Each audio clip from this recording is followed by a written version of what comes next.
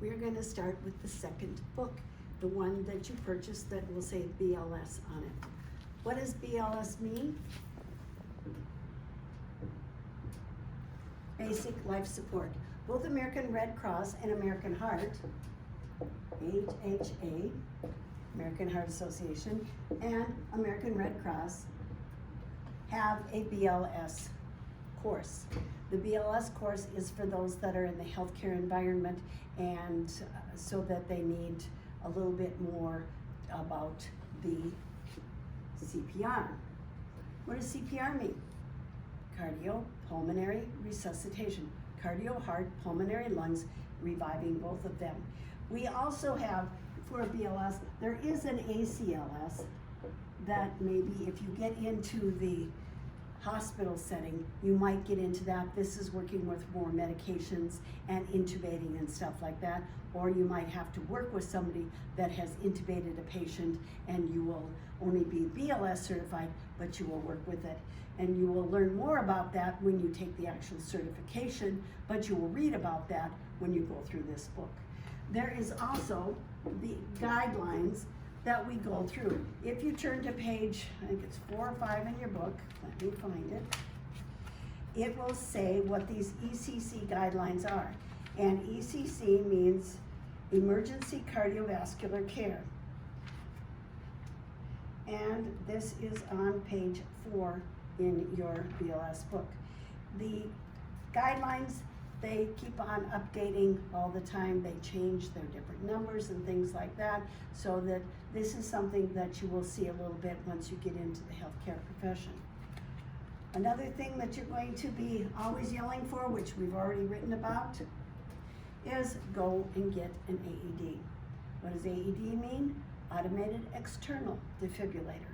All right, some have pacemakers internal, but this is going to be put on top of the chest.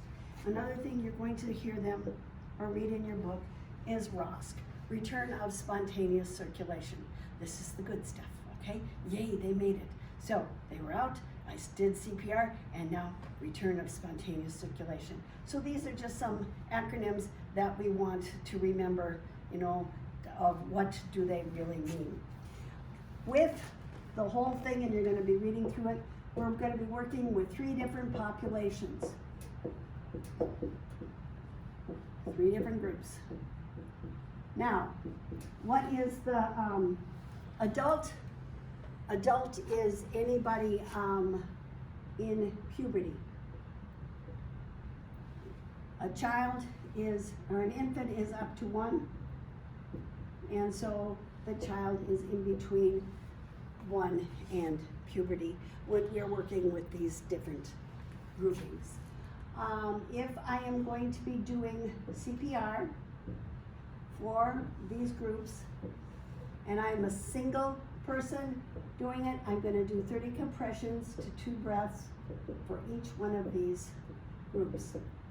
If that's CPR with 2 or more people, I will still do 30 compressions to 2 breaths for the adults population, but I will change and I will get in a few more breaths if it is a child or infant. When I am compressing the chest, this is something that the ECC guidelines changed through the years that I've been teaching this.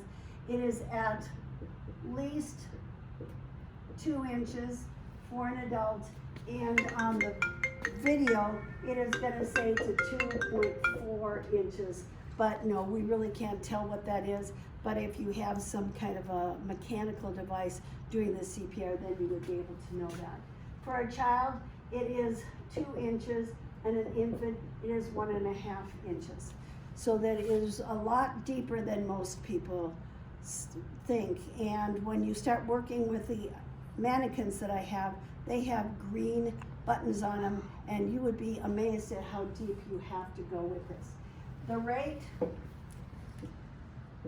is 100 to 120 beats per minute. Or there are some songs that we sing to this, right? I like the one, Staying Alive by the Bee Gees, because I can do disco. Or another one that some teach is another one, Bites the Dust, To me, that's an oxymoron. Another one gone, another one gone, another one bites. No. Or the third one that once I say it to you, you're going to be singing it the rest of the day. It's that silly song, Baby Shark. All right? But a lot of people are remembering it because of the beat. And so that's how we want to just keep a continuous beat with the CPR. I will come with more on my little chart